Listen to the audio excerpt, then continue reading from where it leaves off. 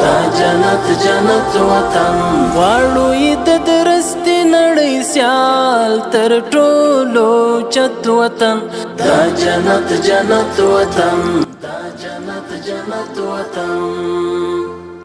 نن د پوهنې وزارت د سرپرست الحاج مولوي حبیب الله اغا له لوري د ساینس مرکز لوی ریاست انګړ کې د هیواد ټولو ښوونځیو ته د ښوونیزو توکو د ویش لړۍ پیل شوه. د ښوونیزو توکو د ویش په دې مراسمو کې د پوهنې وزارت په سرپرست سربیره د یاد وزارت ستر سلاکار مولوي عزیز احمد ریان، یو شمیر مرکزي رئیسانو او مسؤلینو هم ګډون درلود. یاد مراسم د قرآن کریم د څو مبارکو آیتونو په تلاوت سره پیل شول. ورپسې د پوهنې وزارت سرپرست الحاج مولوي حبیب الله اغا د ښوونیزو توکو د لړۍ پر پیل خوښي څرګنده کړه او دا یې د ښوونې او روزنې د بهیر د لا پرمختګ او پیاوړتیا په برخه کې تر ټولو مهم ګام وباله. په ورته مهال نوموړي د پوهنې وزارت د ساینس مرکز اړوند لابراتوارونو څخه له نږدې کتنه وکړه او د یادو لابراتوارونو د استادانو له لوري عملي تجربې بریالۍ وارزولې. افغانانو ته الله ډېر ښه استعدادونه ورکړي دي، ډېر ښه صلاحیتونه یې ورکړي.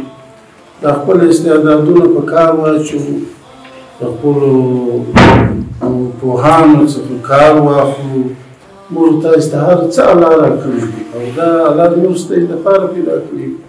هو الذي خلق لكم ما في الارض جميعا. په دې ځکه کې څه شی دی الله د انسان لپاره پیدا کړي. انسان به له کوم شی استفاده کوي، د معدنیاتو به استفاده کوي، د ګازو به استفاده کوي، د تیلو به استفاده کوي. نور په دې ځکه کې دا شی دي کله په تجربو سره موږ تاسو ته بیا معلومه شي چې ډېر مفید شیان په دې ځکه کې شته. بیا په افغانستان کې هر څه شته، د ټولو به موږ کار اخلو. دا کار مو په دغه ځینې اخلو، خواري وکړو، محنت وکړو، تجربې وکړو.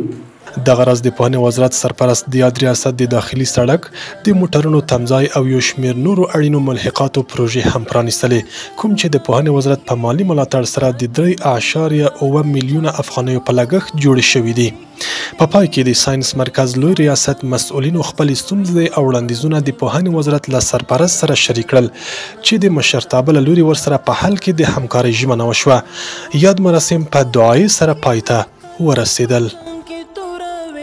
نور بپتور مخی جمهوریت باندې مور بوراوي دلته براشد وی نظام د شریعت وطن دا جنت جنت وطن دا جنت جنت وطن.